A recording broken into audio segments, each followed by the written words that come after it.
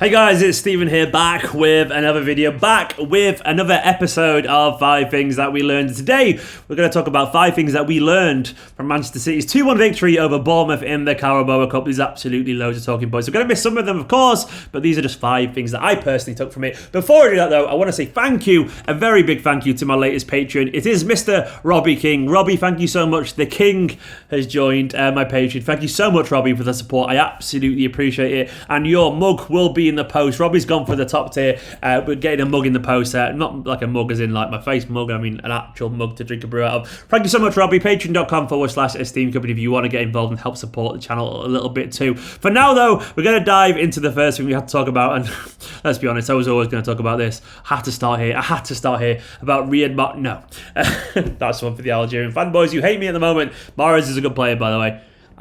Last night you frustrated me. That's all I'm going to say on that front. I'm going to start, though, with Liam Delap. Where else could I start? Where else could I start about Liam Delap? This kid is an absolute battering ram of brilliance, and I'm delighted to see everything I said about him on videos actually came true. I was a little bit nervous that he was going to have a little bit of a poor game and go, Stephen, you told us he's really good, and I'm going to be like, oh, I'm sorry, he is good, trust me, he is good. But last night he showed exactly what I've been saying for absolutely ages. He was intense, he was physical, he was aggressive, he showed quality when we needed it, and he's still only a baby. He's 17 and a half years old, and I'm stressing the half yet because he's nowhere near 18 yet, which is absolutely insane. He's got so much growing to do, so much to learn, and already he shows that he is physical. And if the rumours going around today are true, and I'm not going to confirm or deny these rumours that apparently Mr. Gabriel Jesus is injured for a month, and I've heard they may be true, that means we haven't got Aguero or Gabriel Jesus. Now we're going to have to potentially trust in Liam Delap. Is this Liam Delap's time to actually show how good he can be? Well, this is why also, by the way, during the summer and during the videos, I banged the drum so hard for Manchester City signing a striker. And when I was saying this, it's because I didn't believe City would actually go and trust someone like Liam Delap, because we don't really have form for trusting 17-year-olds. So I just knew there would be injuries, and I was saying we can't rely on Gabriel Jesus. What if he gets an injury? Aguero will be injured an awful lot, and it looks like that potential possibility has now come to fruition. However, after last night's game, I'm a little bit reassured, because if we do see him as an actual striker, not someone that we can't trust, if we actually put faith in Delap, then all of a sudden we've got another striker, and I am fine with our current squad options. But what I was saying in the summer is that it was inevitable that we were going to have no striker at some point, which is why we needed to get someone in.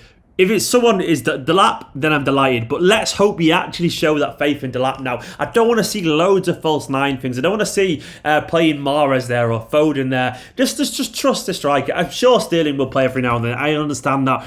But let's trust this lad. And what I love about Delap last night is he looked like he belonged, you know. Some young players come into the team and they're apprehensive and they're cautious and they don't quite show their full skill set. But someone like Delap, sometimes these youthful players, they do things that absolutely belies their youthful years. And that's what Delap was about. He looked the defenders in the eye last night and said, I'm not scared of you. I'm just not scared of you. I am a quality player. He has that self-belief that marks him out as something potentially special. Most 17-year-olds can't step onto a pitch and be that aggressive and that direct and that bullish. But that is Liam Delap in a nutshell. He looks like he belongs, and he looks like he believes he should be there, and he does, and he does belong there, and he should be there, and he's right to believe that too. I don't think it's a coincidence personally that he's the son of a former professional footballer that played at a pretty high level. Delap was a Premier League footballer for ages. He was an international footballer for ages. Rory Delap absolutely lived with pressure throughout his lifetime, and Liam Delap was surrounded by football since he was a very young age, and that's what makes him so ready for the first team to be useful already. Genuinely, nothing absolutely phases him at all. Nothing phases Delap because he's just so used to expectation. Bear in mind, when he was growing up, when he was 6-7 years old playing football, everyone's going, that's Delap's son, he's going to be really good. He's had that pressure on his broad shoulders since he was a child. So he's already used to it. It doesn't matter if there's 100,000 people out there or 10. I don't think anything would phase him because he has that killer mentality, because he believes in himself, and because he's been used to that pressure all the time. And he has that aggression. I'm sorry, I love defenders with a little bit of bite. Not defenders, I love forwards who look at defenders in the eye and go, I can beat you physically. I can match you already. And I love it. I love that confidence that he's got. And damn right, he's a quality player. I mean, I don't think it's coincidence either that Haaland over at Dortmund and Reina as well at Dortmund have dads, and they both look so assured in the first team. It can't be a coincidence that nothing phases them. Delap is absolutely ready to be useful. I'm hoping Guardiola looks at Delap now and goes, this kid, he's got it. He's naturally got it. He's physical already. He's like bigger than any of our senior starting players out on the pitch last night. He already has the physique. He already has the pace. He was starting as well. He was giving players like a yard head start and still beating Jack Simpson. I don't know how fast Jack Simpson is, but he was beating him for pace and bullying him off the ball. I love it. Absolutely love it. What a player. It's Delap's time. Trusting in Pep. Next, on a totally different end of the spectrum, let's have a little bit of patience with Ferran Torres. I do agree he didn't play well last night, but it doesn't matter. It doesn't matter. It's so early on, and Ferran Torres is literally trying to get his feet under the table still. He's only 20 years old. He's come to a country where it's a lot colder, so it hasn't got the familiarity of the homely comforts that he's used to.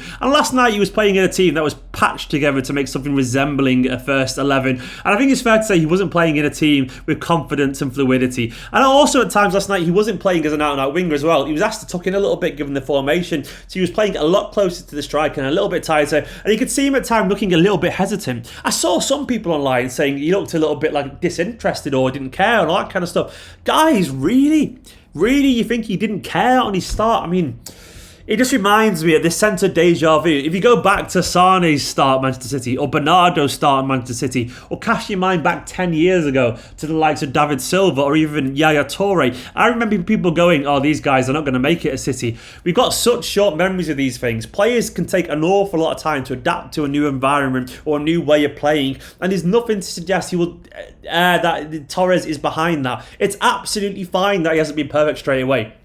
His first start, be patient for Ferran Torres. He's clearly a quality footballer, and a couple of those little darting runs, by the way, were really, really encouraging. Just give him a little bit of time to breathe. Let's be patient with him, basically. We know he's a quality footballer. He just needs a little bit of time. And also, don't forget as well, it takes an awful lot of time for wingers to learn how to play in Guardiola's system. It isn't simple. Thirdly, the point I want to talk about is Phil Foden. Senior Phil Foden. Genuinely, the thing impressed me last night about Phil Foden is that despite being surrounded by some very senior players in that team, he looked like the one who was trying to take the initiative and show the young lads, despite only being a young lad himself, that actually he's established now in the first team. And it was the first time I'd really seen Phil Foden. I mean, he's been very good before, don't get me wrong, but last night he took the game by the scruff of the neck. He was the one trying to drag Manchester City into the next round. He was the one absolutely everywhere, demanding the ball, fulfilling the Kevin De Bruyne role, fulfilling a very David Silva role. He was dictating play, he was playing lovely little through balls. And don't forget as well, even before he played that absolutely wonderful, and I can't really quite put into words how sumptuous that pass was to Liam Delap for the goal. Even before he made that pass, he could have had 2 assists already anyway. He played some great balls. He played a delightful chip through ball over to Ferran Torres, who unfortunately kind of took a heavy touch. He also set up a very good chance for Riyad Mahrez as well, and he was like that all night. And then, of course, once again, he got himself a goal by being in the right place at the right time, which is very, very Phil Foden. I once talked about on a video for AA Sport how I reckon he's going to score 15 to 20 goals a season. Got a laugh for that, and I maintain it. I was absolutely spot on. Phil Foden is a natural goal scorer, and he's going to score a ton as well. And I wouldn't be surprised if he gets over 15 goals this season. He's already on 2 for 2. And that's Phil Foden in a nutshell. Intelligent, pacey, can dictate play, can press from the front. He can play beautiful through balls. What a player we've got on our hands. And what most impressed me last night, once again, is how willing he was to step up and actually look like the mature one who's kind of leading by example in the team. Absolutely fantastic to see. Next on the list is Zack Steffen. Okay, he didn't have loads to do, but I wanted to mention him just because he's essentially a new signing, you know. Zack Steffen is coming to the squad kind of without really a big fanfare because he's just kind of returned on loan. And because I guess he hasn't come in to be number one, so we got someone who's coming in as a squad player, so people aren't really that arsed by him. But last night I thought he was steady. A steady Steffen, basically. And it was so nice to see someone come in and not give us a heart attack. Now, I got a little bit stick on Twitter for saying Bravo is crap. I mean, he was crap. I'm sorry, he was crap. I know Bravo eventually settled down and made some good penalty saves, but there was always still that fear with Claudio Bravo that he was going to mess up. And I'm sorry, it was so nice to see a new keeper come in and just be assured, you know, not give us a heart attack. Bravo, big respect for what he did for us, all that kind of stuff. But I'm sorry, it looks like Zack Steffen, and given the saves he made in the Bundesliga last year, could be an upgrade potentially on our squad. He could be he could be basically an upgrade, which means we've upgraded throughout the squad in various positions, presuming all the transfers come off, which is really good. And it's nice to have a young lad who's very confident. It was great to hear his American accent barking out orders. Obviously, that English as a first language really helps him as well. And I've got no doubt that he'd be a pretty reliable backup. He was also much more comfortable with his feet than I was expecting him to be. So I want to give him a bit of shout out because, once again, it was a big game for him and he looked like he'd been there for years. Assured, composed, confident. That one Edison-esque rush out was really good to see as well. And I've heard and I've seen that he's a very good shot stopper, so I'm sure he'd be excellent. Very steady, Steph. And it was good to see Zack Steffen settling it and being very, very calm. Finally, I want to talk about Tommy Doyle because the guy absolutely bleeds blue blood. And once again, I was very happy for him. I was really surprised a lot of people weren't more carried away from Doyle last night. I know he didn't get the headlines because Foden was great, and also because Delap obviously is the headline maker for various reasons. But I thought that was Tommy Doyle's best performance in a City shirt by some way. I thought last night he showed signs of someone who's starting to really adapt to life around the first team. And what I really liked about him is not only was he industrious, which you'd expect from Tommy Doyle because he has that incredible work rate, he has that incredible desire to win, and he's very focused and really reliable and professional. But one thing that really impressed me last night was his ability just to move the ball between his feet. The technique he showed at times was vastly above what 99% of English midfielders can do. He clearly has been improving around the first team. He's obviously a very intelligent learner. He's obviously very assured. He obviously likes to learn and improve. And that's what I love about players like someone like Tommy Doyle. He reminded me a little bit of all the things that Gundogan does last night, you know, in terms of recycling the ball really well. But he's clearly a little bit better defensively than Gundogan. I'm not saying he's better overall than Gundogan currently, because Gundogan is a very established, very useful, very good footballer. So hold your high horses before you start going, Stephen, you can't say that. What I'm saying is he showed similar attributes to Gundogan, but his game by nature is more industrious. So if he starts to develop to what he could be, we could have someone who's very good here. Keep Delap around the first team because he's obviously improving training with world-class players. Keep him around, start him against Burnley. Every now and then, get him off the bench in the Premier League games because he could genuinely solve us some money as well in the transfer market because he's a very talented footballer. And what a lot of people haven't seen about Delap as well is that Doyle. What a lot of people haven't seen about Doyle is that he's got a hell of a right foot, genuinely. He can whip in across, he can shoot from distance, he can score goals, he can take free kicks. As you've seen, he's on corners as well. He's got a lot more of an attacking game than people realise, and he can thread through balls and he can play 30-yard balls over the top. At the moment, he's even holding back a little bit still, but still being very useful to the team. And I think alongside Rodri, he probably was a better player than Rodri last night. I genuinely believe that to be true. I'm not saying he's a better player overall, of course, once again.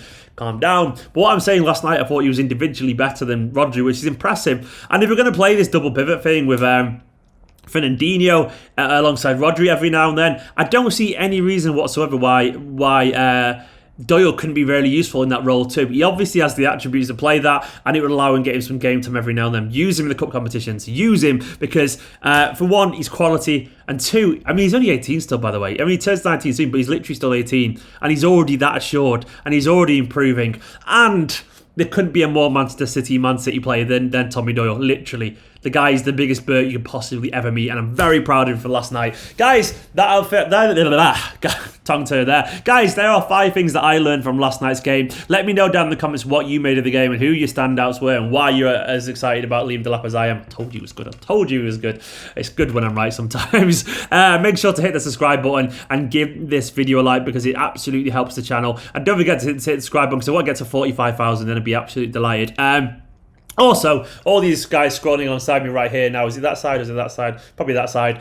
These are my patrons, patreon.com/Esteemed Kompany. Thank you so much for all the support. Once again, thank you to the latest patron as well. If you want to check it out, go for it. If not, don't worry about it. Also, thank you to the YouTube members. And don't forget to follow me at twitch.tv/Esteemed Kompany. Go check out the live video I just did about Jules Koundé and the match reaction from last night. Love you all loads. Subscribe, like, comment in a bit.